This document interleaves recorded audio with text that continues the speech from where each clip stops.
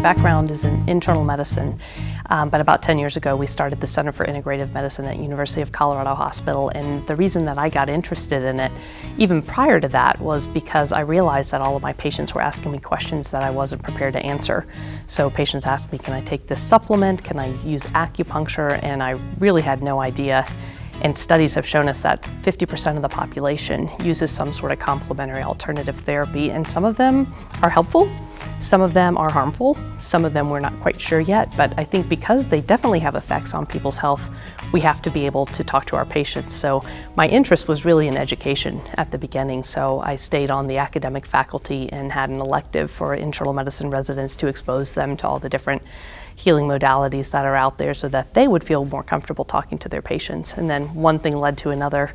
So when the center was opened at the hospital, they tapped me to come in and oversee it from a medical point of view. Our current healthcare model is focused on a fix-it situation. So you're already ill. You're looking for something to help you with your pain.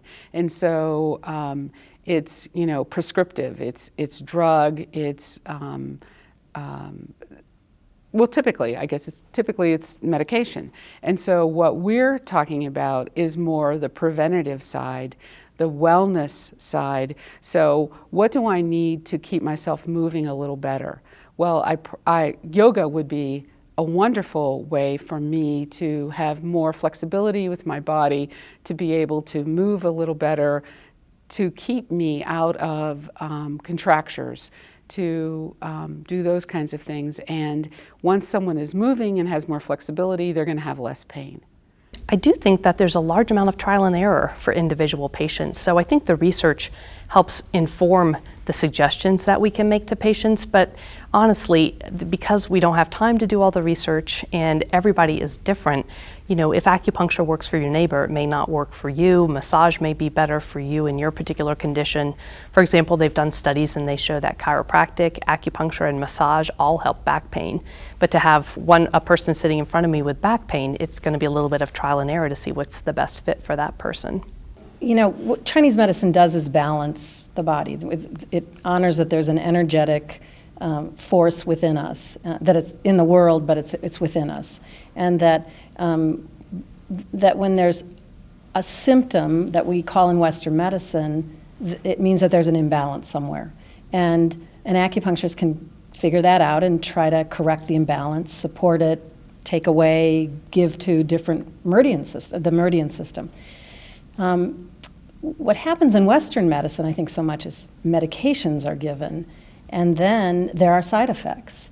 And oftentimes the side effects warrants another medication, like insomnia, let's say, or whatever. There's a myriad of side effects, and I think what acupuncture can do, it can do a couple things. One, it can help mitigate some of the side effects of medicines if someone needs to be on it, but it also can balance the body so that it can function as best as it can.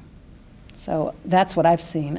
And so many people with disabilities, because of just the challenge of living with their activities of daily living, just life, they're exhausted. And that's probably the biggest area where I see acupuncture helping people, is that energy level, and that's a physical and emotional energy level is what people will describe. They have more energy. And it's subtle, but it's powerful.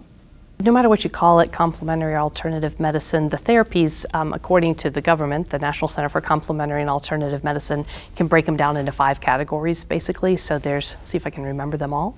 There's body-based healing, so things like chiropractic and massage, things that are hands-on.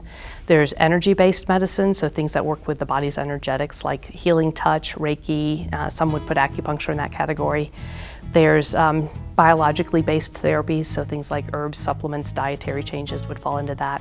There's mind-body therapies, so cognitive behavior therapy, relaxation, hypnosis, biofeedback would fall into that category. And finally, there's whole medical systems. So like Ayurvedic medicine is medicine that comes from India, and it's a whole way of doing medicine.